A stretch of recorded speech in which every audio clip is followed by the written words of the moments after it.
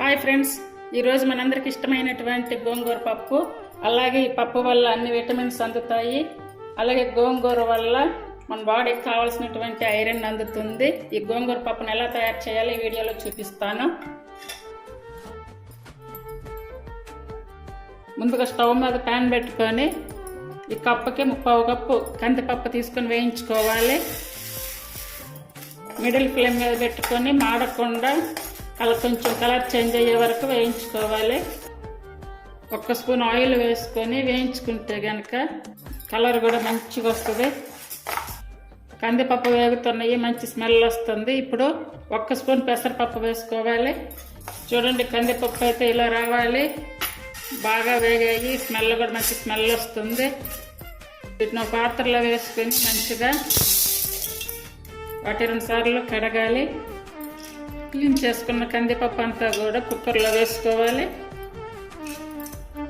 కడిగి పెట్టుకున్న కందిపప్పులో ఒక 7-8 పచ్చిమిర్చి, చిన్న ఆనియన్ ఒకటి, మిడిల్ సైజు టమోటా ఒకటి ఇలా కట్ చేసి వేసుకోవాలి.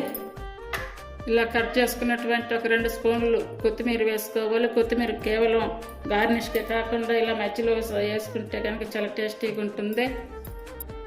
1/2 స్పూన్ పసుపు, అలాగే 1 స్పూన్ కారం మీ యొక్క టేస్ట్ని బట్టి తీసుకోవచ్చు. కందిపప్పు తీసుకున్న కప్పుతోని 2.5 కప్పు వాటర్ తీసుకుంటున్నాను. ఇప్పుడు 1/2 కప్పు స్టోర్ చేసుకున్నటువంటి గోంగూర. ఒకవేళ ఫ్రెష్ గోంగూర అయితే కనుక మీరు డైరెక్ట్గా వేసేసుకోవచ్చు. ఈ గోంగూరని కొంచెం ఇలా వేసుకోవాలి. ఇప్పుడు కుక్కర్ మూత పెట్టుకొని ఫస్ట్ విజిల్ మాత్రం ఆన్ మీద పెట్టి ఉంచుకోవాలి. ఫస్ట్ విజిల్ వచ్చాక మిగతా 3 విజిల్స్ సిమ్ మీద పెట్టుకోవాలి. అంటే మొత్తం 4 విజిల్స్ వచ్చిందా ఉంచుకొని సరిపోతుంది. మీకు ఇంకా బాగా మెత్తగా కావాలనుకుంటే కనుక 5 విజిల్స్ కూడా ఉంచుకోవచ్చు. మొత్తం 4 విజిల్స్ అయిపోయాయి. ఇప్పుడు స్టీమ్ అంతా బయటకు వెళ్ళే లోపు పోపు తయారు చేసుకోవాలి. చూడండి, స్టీమ్ అంతా పోయాక చూడండి బాగా ఉడికిపోయింది, మెత్తగా కూడా చూడండి బాగా వచ్చేసింది. టేస్టీ సరిపడ సాల్ట్ కానీ ఉప్పు కానీ వేసుకోవాలి. ఇది ఇప్పుడు పప్పుకొత్తి తీసుకొని ఇలా మొత్తం వినుపుకోవాలి. కొంచెం వాటర్ అవసరం అనుకుంటే కనుక కొంచెం వేసుకోవాలి.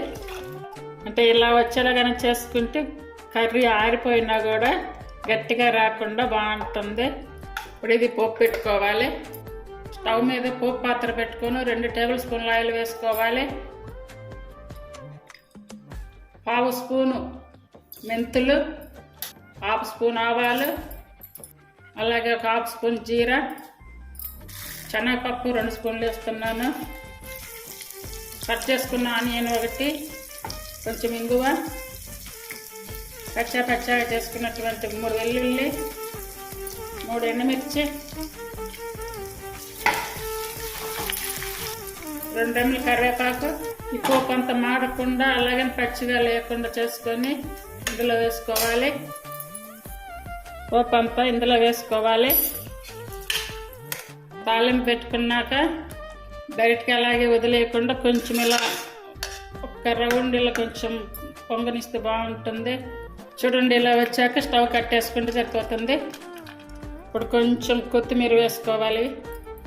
ఈ పప్పుని నేను చేసే పద్ధతిలో వీడియో తయారు చేశాను. అందరికీ ఎంతో ఇష్టమైనటువంటి గోంగూర పప్పుని ఇలా తయారు చేసి చూడండి, చాలా రుచిగా ఉంటుంది.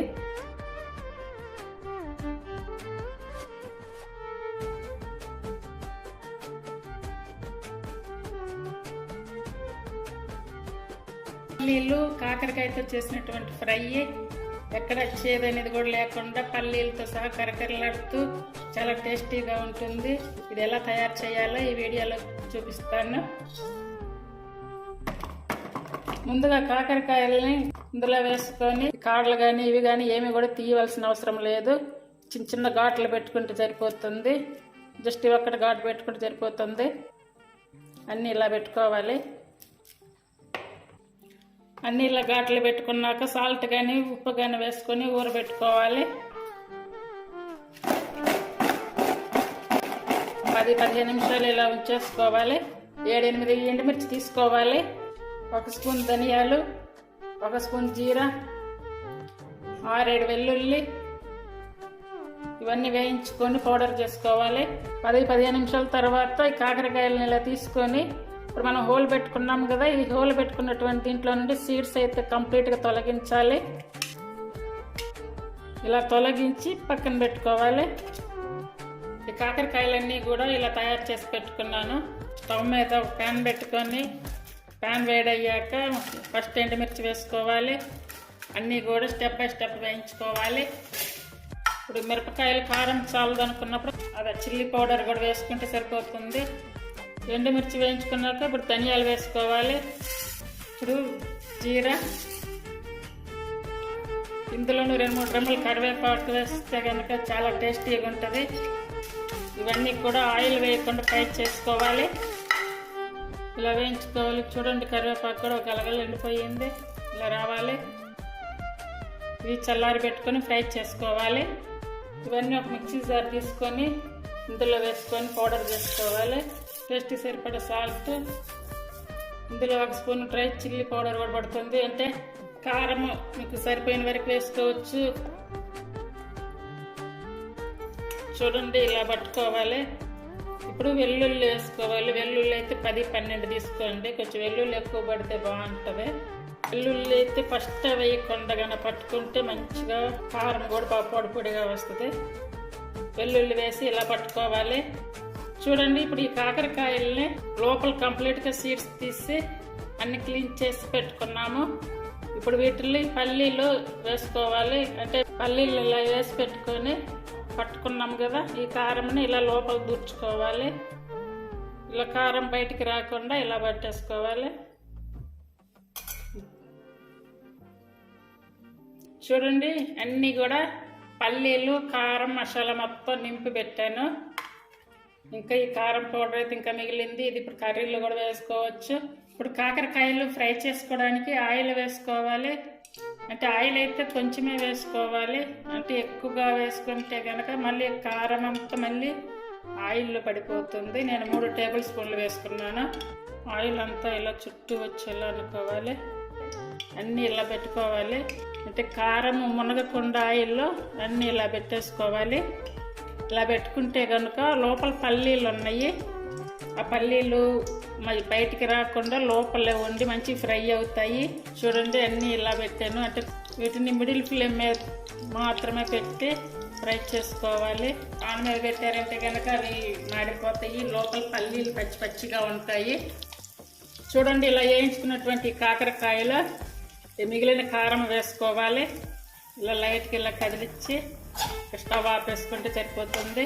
కాకరకాయ పల్లీలతో చేసినటువంటి ఫ్రై రెడీ అయ్యింది. పప్పు చారులో కానీ, రసంలో కానీ, సాంబార్ అన్నింటిలో కూడా చాలా టేస్టీగా ఉంటుంది. అందరూ తప్పనిసరిగా ట్రై చేయండి. Thank you for watching.